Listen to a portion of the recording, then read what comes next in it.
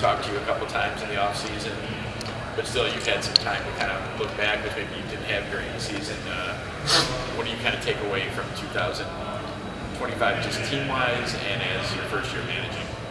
Yeah, team-wise, obviously it starts with the record, and obviously not happy about where we are, wins and losses. But I think, certainly happy when we talked beginning of the season and talked about the importance of our young core. Getting to the big leagues and developing. Really happy about the progress that they've made. We had a bunch of young guys come up and play well. You see, I think all the time these young guys come up and struggle, and feel really good about our guys coming up and feeling comfortable and producing right away. And so we'll be looking for those guys to take the next step forward. But yeah, I think that's the biggest takeaway, that we set out to kind of move this group forward through the year in a positive way, and we're able to do that. It might be too early to even ask this because Chris is still assembling the team, but how much better can you be in 2026? Yeah, I think significantly better. I mean, that's the plan. A lot of that is going to be dependent on our ability to move this young group to the next level and to take steps forward.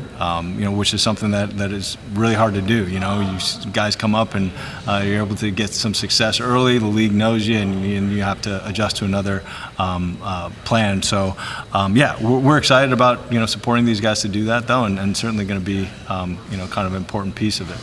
What did you kind of learn about yourself throughout the first year as a manager? Did you kind of identify along the way anything that you just kind of wanted to improve upon going into year two? Yeah, I mean, as far as what I learned, it's like endless, every single day, whether that was, with, pregame stuff, messaging, talking to you guys, in-game stuff. I think there was a lot of learning. Every day there was a lot. For me, it was about learning our players, learning the organization, figuring out how can I best support them, how can I best challenge them to get the best out of them, and that wasn't just the players, that's the front office, everybody involved. Just had a lot of new people to learn, so that was it was a great experience to try and figure that out, and now get a chance to kind of sit back this off season, kind of recalibrate and figure out a better way to do those things. Just how different has this off season been than last year, now that you have that year here on your belt? Yeah, a lot different. Especially because we were hiring so many people early and trying to figure out that process, and so there was a lot of Zoom calls, a lot of phone calls, which was I was on the other end of that last off season leading up to this, so certainly different.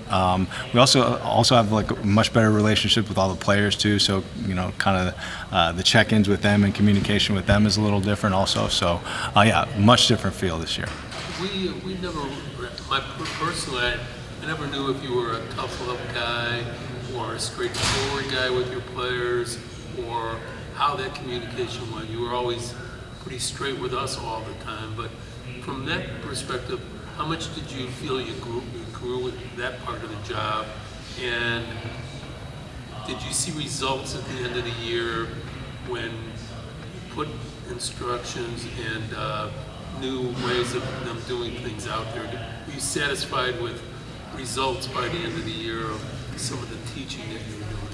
Yeah, I think there's progress in that way, and kind of naturally my approach. I think I'm very relational based in that want to build a relationship with you and communicate with you as a person that you know and trust, and know that there's that leads to the opportunity to have really direct conversations that aren't going to be as challenging because we have the relationship, and that's good in theory, but we don't have time for that at sometimes during the year, and so I had to figure that out, and how to be direct up front, I guess, and certainly as we went through the season and there was opportunity for different guys, that communication style needed to change, and so I'm happy with my own personal adjustment through that, and knowing that that's something that's never going to stop, and with each individual guy we're going to need to continually recalibrate that approach.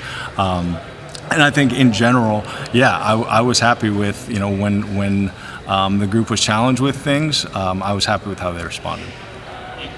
the coaching staff is not finalized yet, but you talked about going through that process. Just what were you kind of looking for? What were the goals you wanted to do as far as like adding attributes to your staff, and what do you feel like positive about close to being finalized?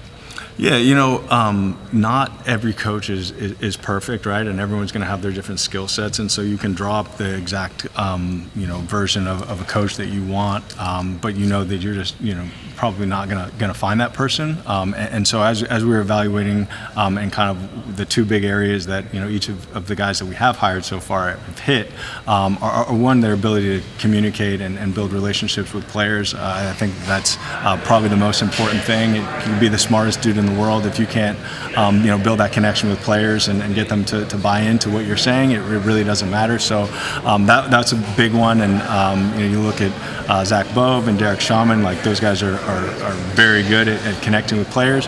And then the second piece is just the competency and being able to use information to find adjustments to make with players and being able to execute that. And certainly really excited about our coaches being able to do those things as well. Chris mentioned at the GM meetings that Walker's going to be taking over catching a lot more. Does that necessitate other coaches and competencies to help out some of the traditional pitch coach responsibilities? Knowing that it's going to be really focused on Kyle and those guys. Yeah, that might show up in some of our executing some things in game. Walker was always free to kind of move around and get a player ready or go get on the bullpen phone, and he might be busy with the catching stuff. And not being able to do that kind of stuff, but mainly I think he functions the same. This guy's got a massive capacity for work, so adding the catchers to his plate is not going to, take him away from other things. There just might be some logistical things in game that he look a little different for him. You had quite an experience last year working with Kyle and Edgar, and then Corey came up. Assuming you have those guys again, how do you kind of approach it with having almost two starting catchers? And are any of the guys working in other stuff during the offseason, trying out other areas? Yeah, no other positions, and then similar to this year towards the end, we'll find spots, knowing that Kyle and Edgar are probably going to get the bulk of the at bats there, but being creative in what it looks like. There's the DH spot. The position is so demanding. You're not going to have Kyle Teal catching 140 games. So there's still going to be plenty of opportunity. And once we get to the finish line, the off season and spring training, we'll be able to better answer kind of how it's all going to fit together. Chris at the GM meetings talked about Benintendi possibly DH or being in the field at this point in his career. How does that kind of affect the calculus when it comes to you played Teal and Carroll at catcher DH for playing in the second half, so how Benintendi DH more kind of playing to the calculus in that regard? Yeah, it's a puzzle that we're going to have to figure out, and that's the case every year. Just trying to make sure that guys are getting the exposure to the game that they need. But the biggest thing is what's your best lineup that day that can help you win this game. And so we'll take that into consideration every day, knowing that it might not be perfect from one day to the next, but overall, and especially because we were able to execute it this past year, we feel confident that we can find guys at bats and figure out how to mix that correctly. Personally, how important is it for you to have with all due respect of you, when you have a professional first baseman that knows how to play the position? It seemed, by my casual look at it, that it was lacking the defensive part many times during the year. How essential do you think that is for you this year? Well, we value defense for all of our players, and certainly, think that they're capable of continuing to improve, and that's something that we want to pour into defensively. There's going to be positions on every team in which there is some turnover and some mixing and matching. That was one of our spots last year where you saw Vargas over there, Sosa, Elko came up, and yes, we would like to have somebody that is a mainstay there, that is a good offensive player and a good defensive player. But we're going to be able to run out there who best fits for that night, and that could look a lot of different ways. When it comes to continue to develop players, specifically with Colson? Just what's that next step for Colson Montgomery? I think, obviously there's a ton of power and at the plate. I think he's, continuing to take steps forward at the plate, and continuing to control the zone, making contact.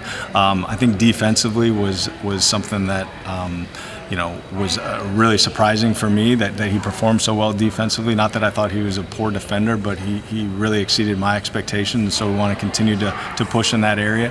I think a real opportunity for Colson is to make progress in his base running.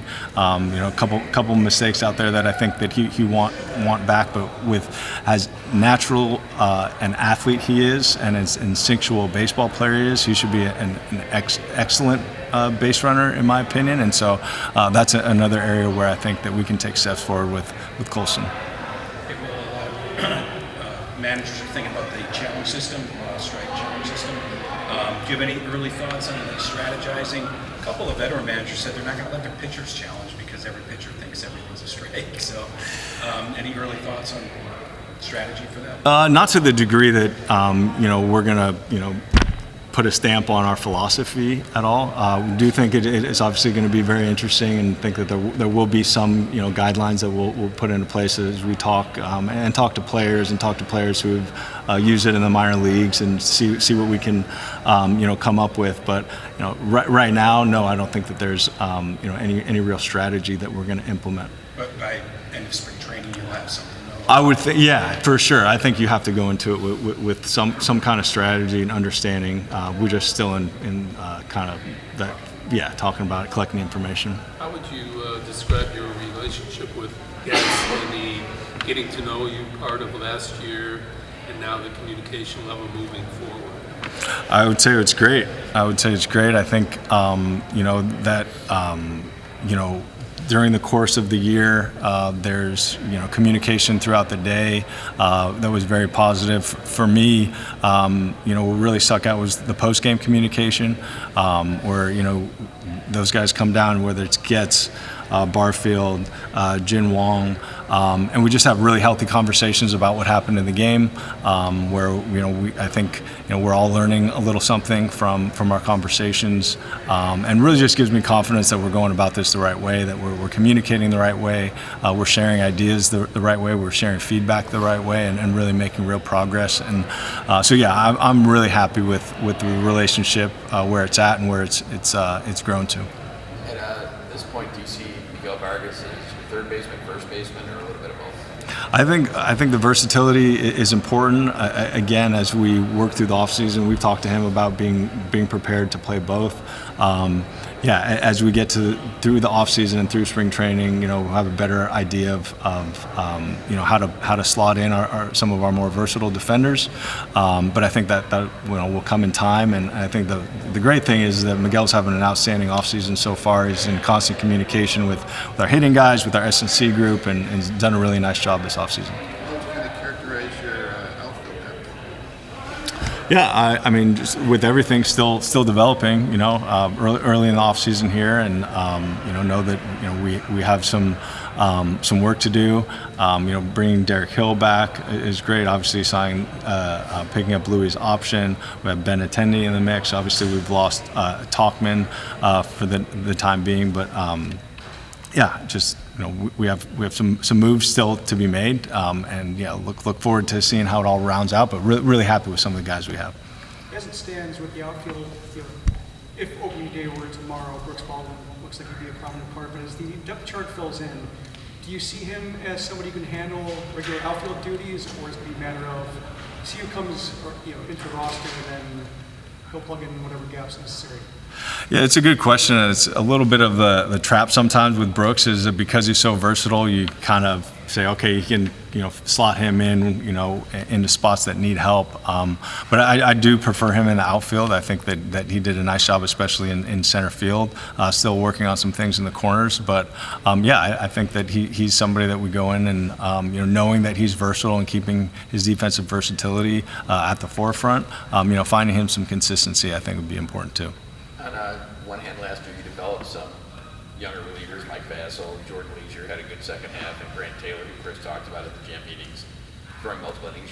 You you also lost a lot of close games, or more than close games than you want. Is that something that you will talk to Chris about, getting a set closer, not necessarily saying top of the line guy, but a veteran guy who's done it, has some experience, and let the other guys kind of slot in before him? I think the idea of the traditional closer is great if you have the 6, 7, 8 inning guys also, and so I guess like leverage aside, you just want to have good players and good pitchers, and so that's certainly something that Getsy and the group's working extremely hard to get. I also don't think that the one-run games are just because of the bullpen. There's in every single phase of the game contributes to those one-run losses, and so I think we just look at it holistically as like we need to get better in every area, and are excited to do it. Here's an easy one for you. Why didn't Luis Robert hit better? And secondly, what are some of the solutions that you can look at as a manager and coaches to try to help him refine the hit tool? Yeah, it's a good question, and I know that we're all searching for answers to help Louis be at his best, and I can tell you that he is too, and that's probably one of the biggest takeaways for me for this year is how just committed Louis Robert is to being great and finding that best version of himself. He works extremely hard. He's always in the cage. He's always doing the right thing in the weight room and the training room. And so it's really just about finding a way, finding the right recipe to keep this guy on the field. And that's something that we're working extremely hard to figure out. He's a part of that. And so for him to be a great hitter, he needs to be on the field. That's number one, and we know that there's adjustments that every hitter has to make that he's locked into and willing to make also. But it really is about him being out on the field. There were a lot of innings last. They were taxed especially towards in that second half of the season. Just kind of how would you assess the rotation today? Just kind of what's the next step for guys like Berg and Johnny Cannon who hit a wall or struggled last year? We're going to have to, have these guys take a step forward, and I think you look at, our arms, specifically like our potential starting rotation. I mean, I feel like we have a number of guys who could fill that starting role, but we need guys to take steps forward, right? We need guys to take advantage of the opportunity and continue to progress and grab some of those spots. So that's what we're looking forward to is, this winter, this spring, really having an open competition for our starting position, our starting roles, and challenging these guys to come take it. You have some ground ball pitchers on staff, some more in the system, maybe adding another one pretty soon. But you mentioned Colson and Chase Mydrop rated out pretty well. It seems like most of your struggles defensively were kind of on the corners, where you were kind of mixing things up. Do you feel like better performance can happen with the personnel you have on hand, or is it about kind of looking out for more opportunities to add better defense? How do you see kind of the road to improvement? I think in every way. For right now, like the focus is on the guys that we have, and you just look at some of our defenders on the corner, and there's some very specific things from pre-pitch setup, first step stuff that we think we can continue to get improvements on from some of these guys. So that's what our focus is going to be. Everything that we can do to help the group that we have continue to get better is what we're going to do. A ton of turnover in the managerial ranks this winter. As someone who just recently went through the process of interviewing, what do you think makes a good managerial candidate in the modern game, in today's game?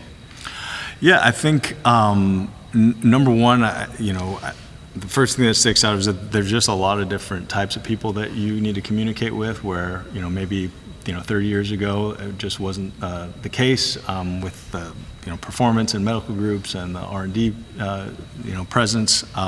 There's just a lot of bodies and a lot of people you have to communicate with.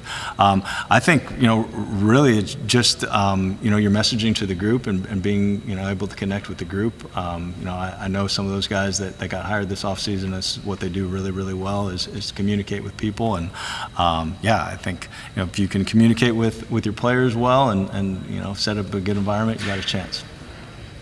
You said, I think late end of the season that throughout the year you just kind of tried to simplify the message more and more is generally what you evolved towards. How did that apply to this offseason with talking Yeah, we've got more simple. I think, that was one of the things I learned. I thought that, the messaging was simple, and I think I realized, probably midway through the year that there was another layer of simplicity. And so as we've gone into the offseason and identifying things that we want our guys to get better on, we've kept it really, really simple. So yeah, we're gonna lean into the simplicity of it all. Can you give an example or two? Yeah, for defenders, for example, there's obviously a long list of attributes and things that you need to be able to do to execute plays. For some of our guys, for most of our guys, but for some of our guys, it's pre-pitch setup. Just things that we weren't able to get to and make in-season improvements are things that we're talking about this offseason, where it's not after the ball is hit and your footwork to corral a ground ball, and that's not our focus. The focus is the pre-pitch and making sure that's dialed in first before we move on to other things. You mentioned Jonathan Cannon. Do you see him still as a starter? Do you see him as maybe better suited as a reliever? Yeah, no, starter. I think absolutely. We're challenging him to come in and earn a starting job right out of the gate. I think that's how we view him. He knows he's got work to do, and we're going to support him in doing those things. But definitely confident that he could be a starting pitcher for us. You mentioned open competition for starting rotation spots. How much does that factor in some of the prospects that haven't debuted yet, or is that coming potentially later in the season? Yeah, I think go into spring training, open-minded, knowing that we want to get off to a good start, and that the best thing for us to do that is going to be taking the best group with us, but knowing that these guys making an impact can happen later on in the season also. So we're going to be open about the fact that there's opportunity to win a job, but that doesn't mean necessarily that you're on the opening day roster, but you're going to have a chance to impact us.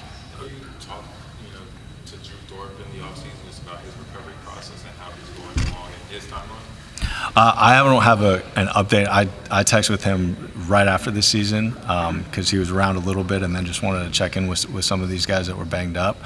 So I haven't talked to him in the last couple of weeks. So, do you think the roster will be just as volatile as it was last year, where you're running a lot of guys in and out quite often again? Like you did with the last 2 years, having some of the most transactions of any team in baseball. Do I think we'll have as many transactions? I mean, using the minor leagues as much as you guys did, you guys up and back. Yeah, I mean, I think part of surviving a major league season for every team is utilizing your farm system and being open to waiver claims and doing everything that you possibly can to improve your roster. I will say I feel good about the number of guys that we probably are confident that we're taking with us out of camp. Some of these young guys that did a nice job establishing themselves last year, that were question marks and maybe didn't make our team last year are likely going to be on the team this year. And so I think, out of the gate in numbers, we'll probably have more certainty in some of our position players at least coming with us. Do you have an understanding of how you'll be impacted spring training with the World Baseball Classic? Do you know of any of your players right now that are committed? We know that there's a couple guys talking. It's a really short list. There's a couple guys talking to guys, but I don't know no commitments to this point. So we're not exactly sure how that's going to impact us. Thank you, Will. Thanks, guys.